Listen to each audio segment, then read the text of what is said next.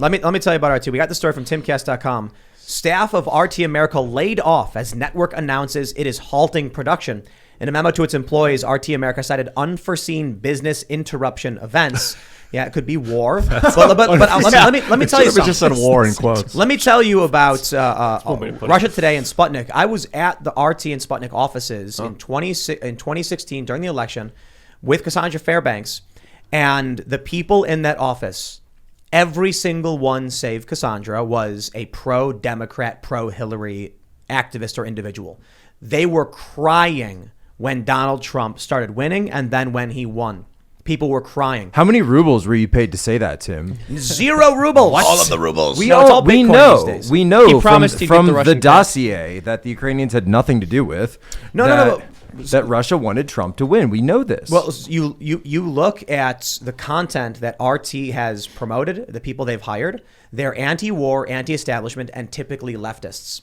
Like during Occupy Wall Street, people were like, "Oh yeah, RT." Like I knew a ton of people who during Occupy would be like, "You got to watch RT," because they were the ones telling the truth about Occupy Wall Street. Or another way to put it is promoting anti-establishment protests in the United States that could potentially destabilize. I thought RT and Al Jazeera were great sources during the Syrian when they wanted to go and invade Syria. I was like, what's really going on? And it was like people like Lee Camp. People like Lee Camp speaking out against the Syrian war on RT. I don't know if he was on his RT show at that point, if he had started Redacted Tonight at that point, or if he was still on his first show. Lee Camp. He's anti-war. I've known him for a long time. I always thought of him as more of a lefty guy. Redacted Tonight was a show on RT. It says Redacted Tonight has been canceled because the U.S. war machine can't handle the truth. If you want to follow my work, go to leecamp.com. But not only that, his show on Spotify. So let me see. He retweeted it a while ago. It's probably on mine. I don't know if Twitter's going to let me pull it up because I'm going to make me log in. So here we go. His podcast on Spotify has been taken down as well, which is insane because I don't think it had anything to do with... oh, come on. Are you going to load or not? Twitter's so stupid. Let me see if I can pull it up again. I don't think his show had anything to do with... there we go. With Russia Today. He says a great deal of anti-war and leftist shows are currently being deleted by Spotify, including my personal podcast, Moment of Clarity.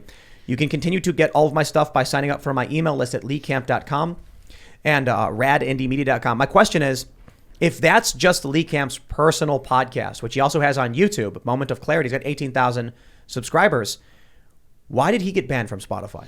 This is irrational fear porn. It's the Russian fear. He was hired by RT? He's an American citizen. RT America. I mean, yeah, technically RT, I guess, is paying his bills, but that doesn't mean they're telling him what to say. Look at this.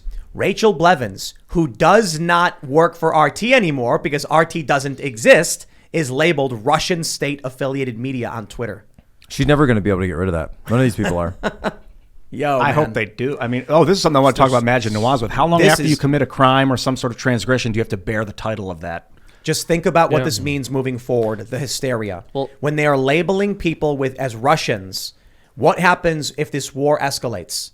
You think internment camps are out of the question? You would be wrong. No, of course not. Especially if, as you said, food's going to get a lot more expensive and the establishment isn't going to say that it has anything to do with their irresponsibility in printing trillions of dollars and debasing our currency. It's because of what the Russians are doing in Ukraine. Blame them. It's their fault. And your Russian next door neighbor, if you happen to have one, is just as culpable as anybody else, or more culpable than we are, certainly. And so, no, it's not out of the question. When food gets expensive and you have to decide who gets it, then the prisoners are not the ones. Look, they're going to scapegoat some. I'm not saying it's necessarily going to be the Russians, but they're going to scapegoat somebody for their irresponsibility. It's already started. Yeah. And it's clearly already started. They are being scapegoated. They're being scapegoated for the inflation. And not just if you're from Russia, if you're from Belarus, right? And I've talked to Belarusians, right? I've heard from Russians about this. I heard you're sleeping with a Belarusian. Oh yeah, that's one way to put it. They hate this. They hate this war, but you have to understand they are underneath their regimes, right? These are not democracies. You can't actually judge this the exact same way that you would somewhere else, right? And I don't remember the United States getting completely canceled, every American canceled because of the Iraq war, the Iraq invasion, which was, by the way, yes, a unilateral invasion. Obviously, that doesn't justify the aggression that Putin's doing right now. But at the same time, you have to look at this and say, look, these people are subjects of their regimes. They're subjects of authoritarian leaders like Lukashenko, like Putin. Mm-hmm. They don't have any way to effectively respond. Yeah, they can protest, and then they all get arrested, just like up in Canada, another bastion of democracy up there. And so you're going to turn around and yet blame blame all of the people who just want to live their lives, who literally just want to live their lives and don't want to be involved in this. I don't think that our invasion of Iraq and Libya, our current that we are doing right now, we're invading those countries today, right now. I don't think it justifies the invasion, but it definitely explains it. Well, it destroys our moral standing in the world. And so how can you turn around from a governmental perspective and say, well, we disagree with you doing that, when you look at what the United States, by the way, yes, through NATO, has done throughout the years, right? And so when you look at Libya, when you look at Afghanistan, when you look at Iraq, you just go around, you could literally walk place to place to place. It's nothing but death and destruction, other than, the protection of some parts of Europe, which has been... Why is someone yelling? Yeah, what's up, dude? I watched. This is the live stream. Okay, this is. Oh, that's the live stream. No, that's in the next video. Yeah, it's the next video. Yeah, Zapotitska. I watched a video on Uday Hussein last night because Rogan, I heard him mention, he was talking to Majid Nawaz on his show about how horrible Saddam's kids were. And I was like, oh, yeah. So Uday Hussein, it looks like he was just like daddy's little boy who Saddam beat the hell out of growing up. And then daddy was like, you can have anything you want, son, anything. Every video you find of Uday, he's tripping his balls off. It's like he just takes psychedelics. It's like he's in a... Dude, and he just... beat just abuse. I mean, the human atrocities. Okay, yeah, this is a little off topic, but America went in saying we got to stop human atrocity, and Uday was putting people in like bleeding machines. He was a psychopath. So, but still, the invasion is completely irrational. Let me pull this tweet from Kyle Griffin. Kyle Griffin, of course, what is he? MSNBC producer, says the National Association of Broadcasters has issued a statement calling on broadcasters to stop carrying Russian-sponsored programming that's affiliated with the Russian government or its agents. And what are the responses? What do you think people are saying? What are its? Who are its agents? They're saying Fox is off the air. Does that include Fox? Yeah. Ooh, they're no good for Fox. Right. So who gets labeled a Russian agent now? Because I remember in the Mueller investigation, during all of Russiagate, everyone was labeled a Russian agent. Yeah. Everyone. Yeah, so this is my prediction. They're going to start calling all Russians bad, and then they're going to start calling all Republicans Russians. Well, they've been doing that for 7 years. Ramp it up. I think National you're seeing the culmination of that now. Right, exactly. I think National Association of Broadcasters, the CEO of that is still Biden's best friend, Chris Dodd. I'm pretty sure. I have to look at that. I thought Senator Dodd was the head of the NAB, which would be interesting. I mean, every trade association has a former senator. Remember the Dodd sandwich? Remember the Dodd Kennedy sandwich? Yeah, exactly. That same Chris Dodd. It's that Chris Dodd. It's interesting. The way, I mean, we've said this before, the left constantly projects, and so that's part of why they're always accusing everyone else of being racist. They are extremely obsessed with race and ethnic identity. That's why they say things like, even if a person isn't white, when they're doing something that favors the system or the patriarchy, they are acting as a white supremacist. They're acting in the stead of whiteness. And now with all of this going on, of course, it's all Russians, even ones who have absolutely nothing to do with the conflict, even though most of them living in the country had absolutely no ability to make any decision whether or not Ukraine was going to be invaded. Yeah, exactly. They're all being slapped with this label. And in the same way that you often see black political commentators who happen to be conservative labeled as white or white supremacists, I agree with Lydia that we're going to see people being labeled as Russian or Russian adjacent. Yeah, but now, or at the very least, that's very and you got to look back at history to see what will happen now that we can consider to be a rhyme. History doesn't repeat, it rhymes. So, what could happen now? Well, freezing of bank accounts. Already seen it. Yep. Suspension of accounts through other like Airbnb and things like that, other services, being totally removed from social media. They have put a label on Rachel Blevins. This is creepy stuff. Maybe they'll change Russian state affiliated media. She doesn't work there anymore. Twitter should remove it immediately. Lee Camp having his personal podcast deleted for simply having worked for RT in a separate capacity. It was completely deleted off Spotify. Spotify removed it. Does he have cop backups? Oh, it's on YouTube as well. YouTube hasn't taken it down. But this is where it starts getting really creepy, where they're basically going to start labeling people as like lessers, or it's like the others. They're going to say, "Are you an other?" Was that a Black Mirror episode? What was that movie or was that TV show? Do you remember? I don't know if you guys remember that one where people are like, "Are you an other?" It was a movie. Yeah, it was a movie. Yeah. Where some guy is like, here's on TV a politician say something about. I don't want to repeat it because YouTube would get mad. I know what you're talking. I think I passed it in and out of the room as you guys were watching this. Yeah. It wasn't Black Mirror, but it was a similar anthology series. Yeah. What was it? Creep Show maybe or something? I don't know. But it's like the TV on a politician says something about like all others are bad. Yeah, it's like some new TV and show. literally says It's very others. on the nose. Yeah. Channel Zero maybe? I don't know. I watch a bunch of these weird sci-fi things. And then he goes around and he's like, what was that the other day when they're talking about the others? And they're like, why do you care? Are you an other? And he goes, no, I just saw that. And like, what is that about? And they were like, you're not defending others, are you? And he was like, no, I just don't understand. And then eventually, the more he started asking questions about why you're demonizing others, they said, you must be an other. And he sees like a woman running on the street screaming help, and they're just beating the crap out of her. And he's like, why are you doing that? And they're like, she's an other. And he's like, well, stop hitting her. And they're like, you must be an other too. Yep. That's where we're going. Russians.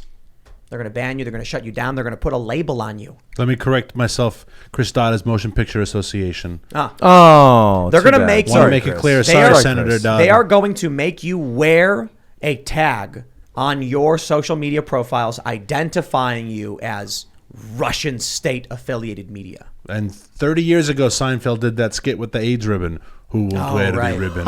right. Hey, I marched. I marched. Exact doesn't I don't want to matter. wear the ribbon. You have to wear Who does not want to wear That's the where ribbon? we are now. That's where we are now. Oh, so we were at the State of the Union, and by the way, I look at that stuff and I saw there was like a photo op that they did with this like American Ukrainian flag thing that I was hate put what up they did today. to the flag. I hate that. So you're defacing our flag. That, by the way, that is a defacement. That's actually you have changed the face of the flag. That's where the word defacement comes from, of the flag Interesting. itself.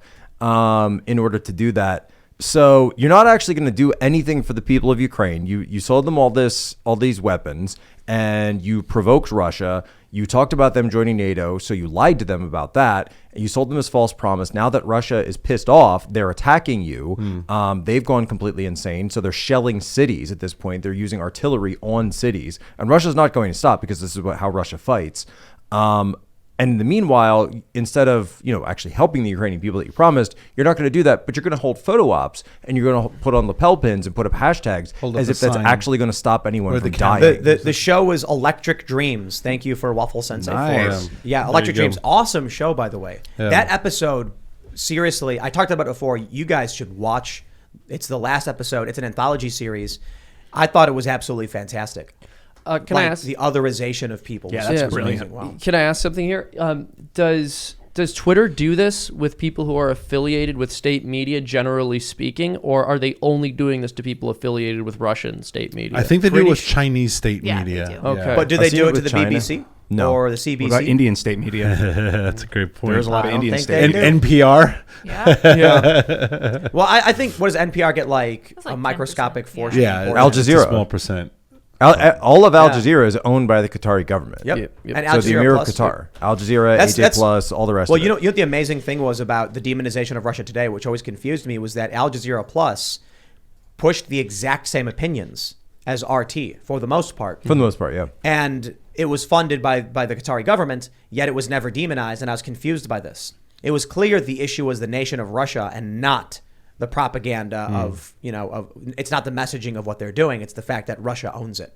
So if another channel is state-owned and does literally the same thing, promoting the exact same things, who Well, cares? I just find it very interesting that the elite and the ruling class have absolutely no problem with information being imported into our country that's going to destabilize our unity as a country. It just bothers them on the basis of who's doing it. Yo, Yeah, because they're the only ones who want to be able to do it. Exactly, I- exactly. I It's wanna- useful to them. I want to see Joe Biden come out and say, President Zelensky, you have our support, but you must condemn the Azov battalion. We will not tolerate neo-Nazism.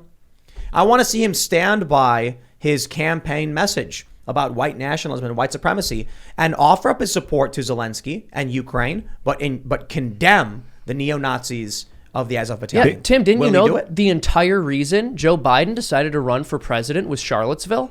That's Yeah. He's right. literally He been on the said record that. saying that. That's the entire reason he decided to run for president. So why isn't he saying something about this? The Azov battalion, weird. no joke. Majid Nawaz on the show last night was really trying to hammer this one home. So what's happening is people from around the world are going to Ukraine to fight with the Azov, and then they're getting radicalized. And then when this is done, what he sees happening or what he fears is that they're going to go back home, newly radicalized and with all this military training now, and then spread this He said- Nazism around the world. It's the Mujahideen all over again. It's going to be like the Syrian rebels to ISIS. You are going to have these people go there, be radicalized, fight for an ideology, and then maintain that. Or you're going to empower people of radical ideology with military training and capabilities. And we know where that goes. But I tell you this, man, history rhymes. The U.S. continually does this, and it's almost like they like doing it. It's good for whatever it is. Or I shouldn't even say the U.S., the West. Halliburton. Yeah, the military-industrial complex for sure. Well, and we know how it works. Anyone who can be even tangentially associated with the right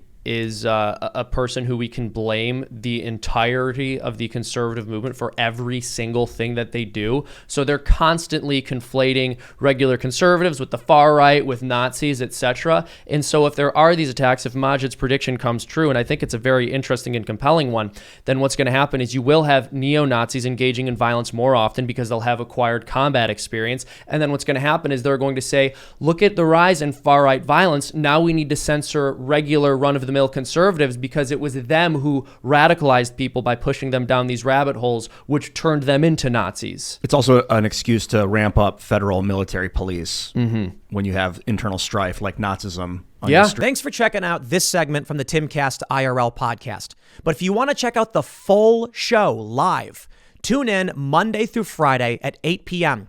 And if you want more special access content, head over to timcast.com and become a member. Your membership helps sustain this company, keep our journalists employed, makes this show happen, and you will get access to exclusive members-only segments of the Timcast IRL podcast, and there's a massive library to check out. So again, go to timcast.com or tune in Monday through Friday at 8 p.m., and we'll see you all there.